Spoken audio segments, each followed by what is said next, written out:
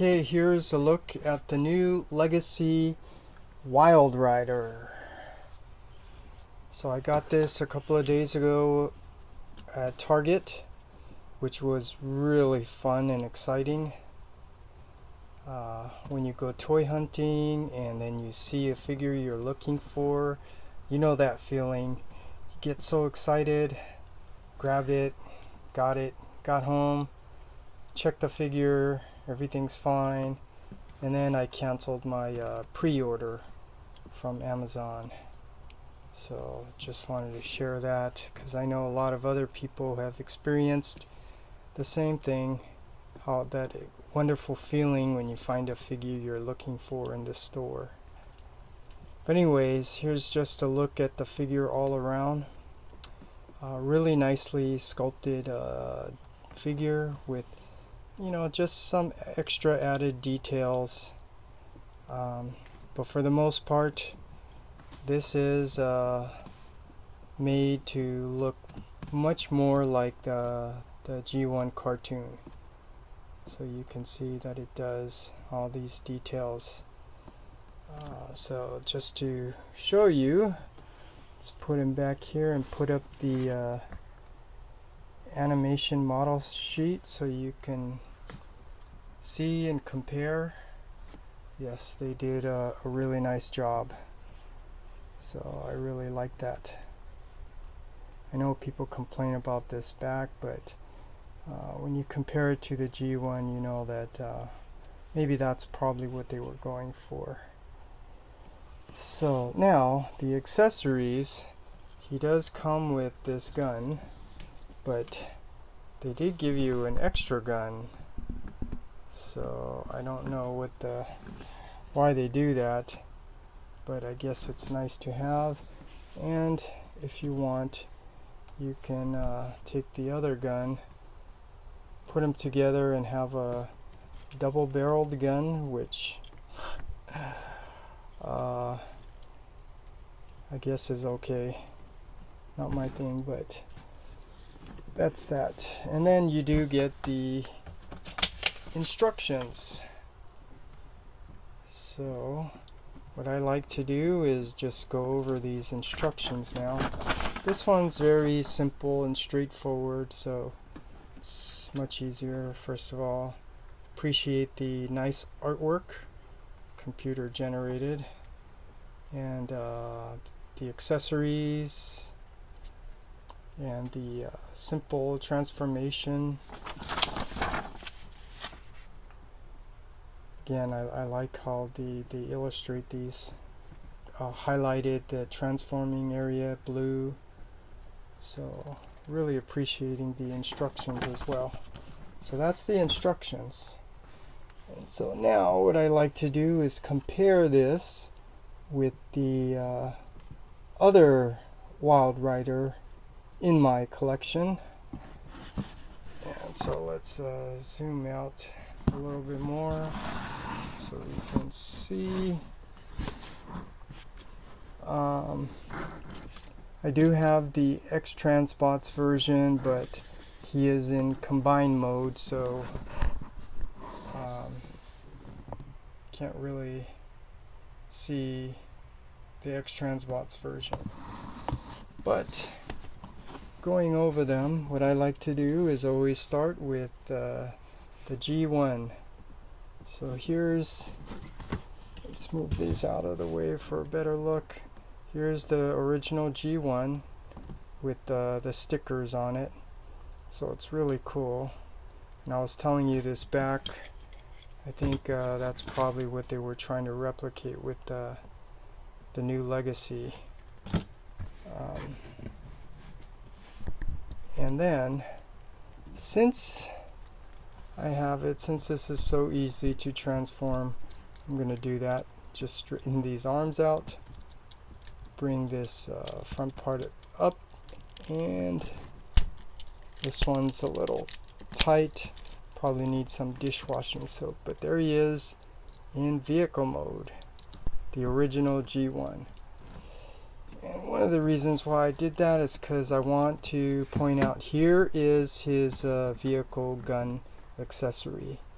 So this has the smooth barrels. The other one with the crosshairs is for dead end. So now I have that noted. And I thought it was kind of cool during the day when you could put this on, because it does make him look a little cooler. But transform this back to robot mode,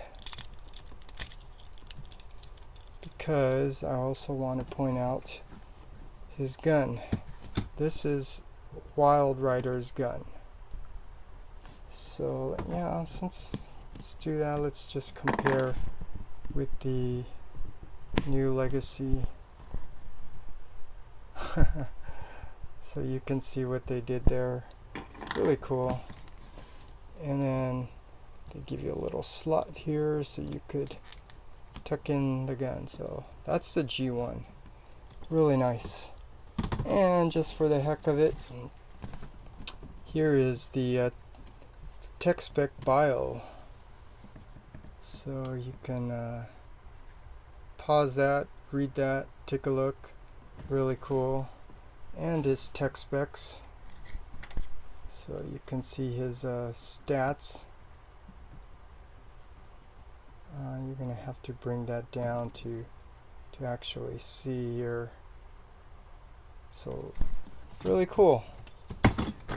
And then after that, let me pause and bring it up. There was the Combiner Wars Wildrider. Sorry, I forgot to bring this out. But here's a close-up look at the Combiner Wars. This is the Hasbro version. So just sharing my experience. I remember finding these at Walmart, and that was really exciting. But then they didn't ring up, and so I had to fight with them to try to charge me for it, but no, they took it back. So that was a bad experience, I remember, at Walmart with this. They put it out, but it didn't scan. And so here's his weird accessory. It's a tailpipe.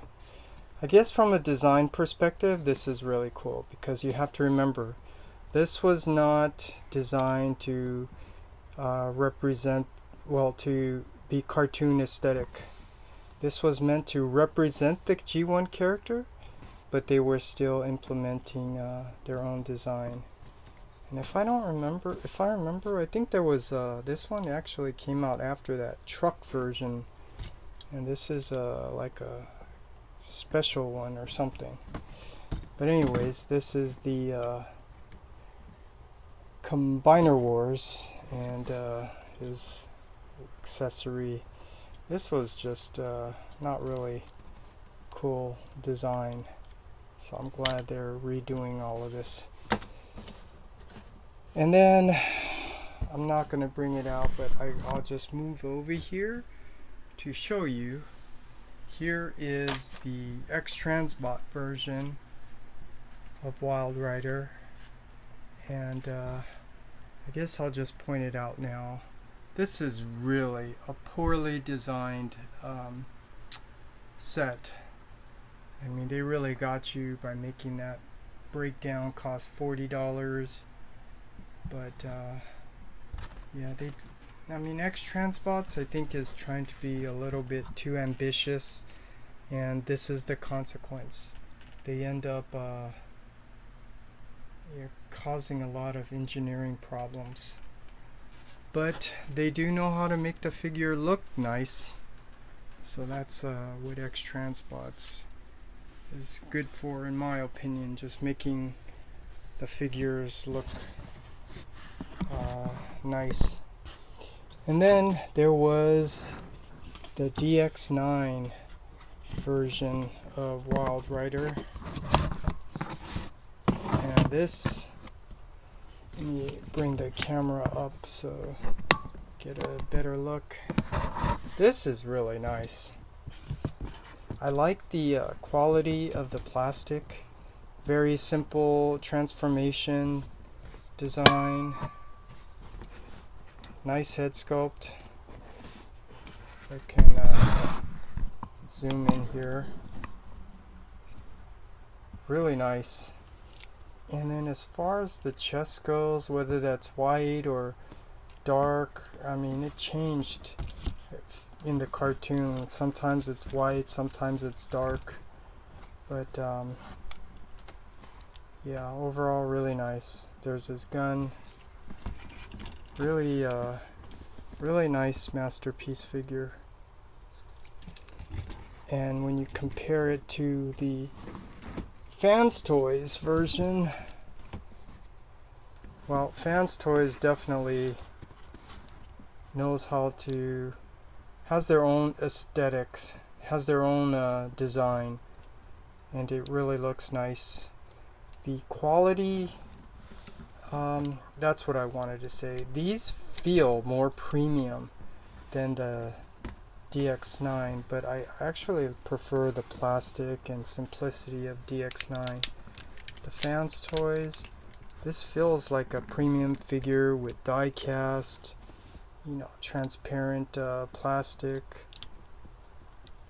and the transformation is a little bit more involved. So this one is kind of like X-Transbot in my opinion, in that it looks really nice, but these are obviously made much better than X-Transbots with the die cast and the better engineering design. Has a much more premium feel. Not much breakage with FansToys stuff. So let's put that back, put this one back, and last is the mini masterpiece. This is Magic Square's Wildrider. I really like these. These are made to be very cartoon accurate, and that's what I like. So I could just compare here. So like example, let's take a look at the details on the leg, and you can see what I'm talking about. Hasbro, they still put in all this extra sculpted detail, which does make it look nicer, but in reality, when you compare it to the cartoon, it should be really simple like this. So that's what I really love about these mini masterpiece legends by Magic Square and New Age. So that's that. And let's just put all these back to get a group shot of my collection. Missing the X-Transbots, and actually I also had the Takata version of the Combiner Wars Wildrider, but I have that in combine mode, and so I can't have that out. So basically this is what I have of the Wildrider, and again I'm pointing out that I do have the X-Transbots and the Takata Tomy Unite Warriors version, but that's that. That's my collection of Wildrider.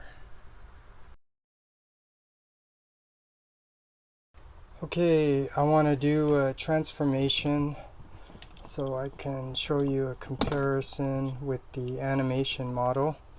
So first take out his weapon, and then tuck in his hands, straighten them out and extend it forward, straighten it out, extend it forward, bring down his head and chest, tuck his head in, close it back up, and then down to these feet. Want to extend the feet, rotate it around from the waist 180, and then back over here you want to open these up. Doesn't open 90 degrees. Just want to point that out. So now we got that set, and then you just have to point out this is on a double hinge. So you want to make sure you hold it in the right place to untab it. I'm trying to show you from here, not here, because it won't flip over all the way. Once you got that, then you could bring this around, do the same thing on this side. You want to grab here and make sure you bend from this one, and then get it all the way around. And then you can tab the legs together. And then now, let's see, just bring these arms down to form the side of the vehicle. Make sure they tab in on both sides. And make sure it's all closed up. And now just the front. So what you want to do is flip this around the other way. So unfortunately, this is bending plastic over plastic. I don't know how that came down, but this is up. So you want to flip this down this way, and then you want to start tucking in the sides of the front of the vehicle. I'm trying to figure out the best way where you're not getting plastic over, stretching plastic over plastic, but I think that's a little hard to achieve, so I guess I'll just redo it like everyone else. I mean, you know, it just comes down and tabs in. It's just, there's just all these parts in the way, so there's no point in trying to fuss with it. You're gonna have to bend plastic over plastic, and then you snap that in place. So just pointing out real quick, even to get this out, you have to do the same thing. Bend down, bending plastic to get this up. So it's something I don't like. But there he is in vehicle mode. And I did that because I want to just do a comparison with the animation model, so you can see they did a really nice job. So side view, front view, the other side, the back, interesting, the top view, and the bottom. So that concludes my review of the Transformer Legacy Wildrider.